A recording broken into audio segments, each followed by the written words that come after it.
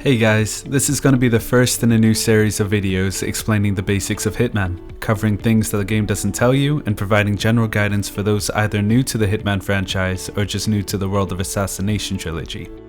In this video, we'll focus on the HUD, or heads-up display, which is essentially the interfaces that appear on screen at all times during gameplay. For example, the minimap, your objectives, and your currently equipped weapons are all components of the HUD. In Hitman, we have the option to customize these displays and show or hide a variety of different interfaces. By default, we should see our objectives, our minimap, and our currently equipped weapons. As beginners, the first thing we'll want to do is go into the settings menu and enable the mission timer. The mission timer is incredibly useful. It provides us with a guideline for when we should be performing actions.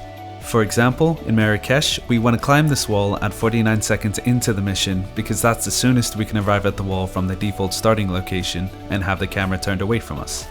There is a caveat to using this timer though. It only starts once the initial cutscene for the mission is ended. This is because even during the opening cutscene, the world is in motion and all of the people scattered around the map are already progressing along their allocated routes. So when I said before that we could climb over the wall at 49 seconds to miss the camera, that was with us skipping the initial cutscene.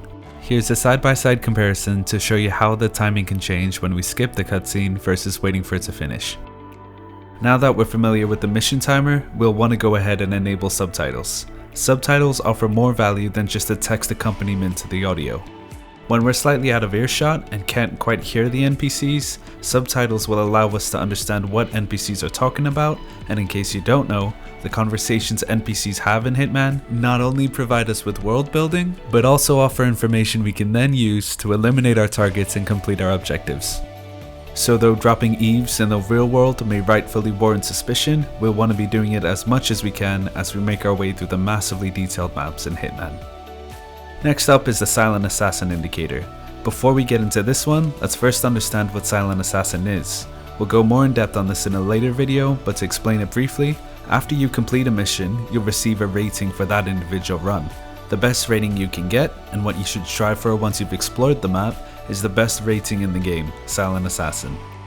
There are some conditions we need to meet to achieve Silent Assassin, which again we'll cover in a future video, but by turning on the Silent Assassin indicator in the HUD, we'll be able to see if we violated any of those conditions and if the run is salvageable or it's lost as far as Silent Assassin's concerned. Trespassing is one of those conditions that violate Silent Assassin. If we watch the indicator as we get spotted in a trespassing zone, we can see the two guns in the bottom left of the screen go red. Once they're red, we know we won't be able to achieve Silent Assassin by the end of the run, no matter how perfectly, pun intended, we execute the rest of the run. So let's always keep those bad boys green. Another condition is to not be recorded by any cameras by the end of the mission. If we have the Silent Assassin indicator enabled and are caught on camera, we can see the indicator goes yellow.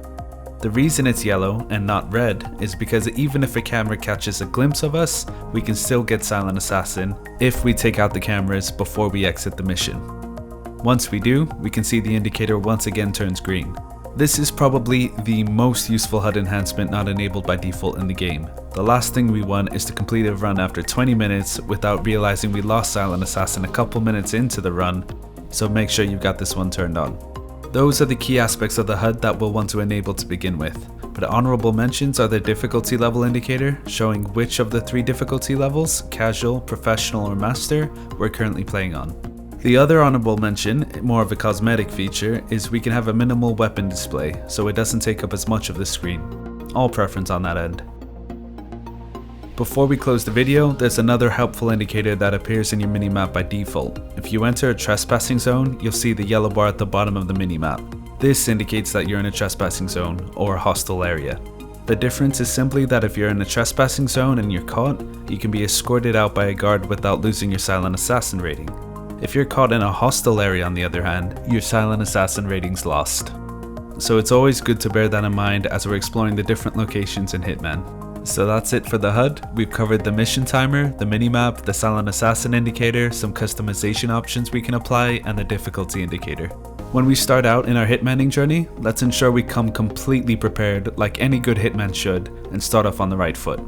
That's it for this video. I'm Epic. If you enjoyed, please like, comment, and subscribe, and be the first to be notified for the next chapter as we delve deeper into the core mindset and gameplay loop. See you next time.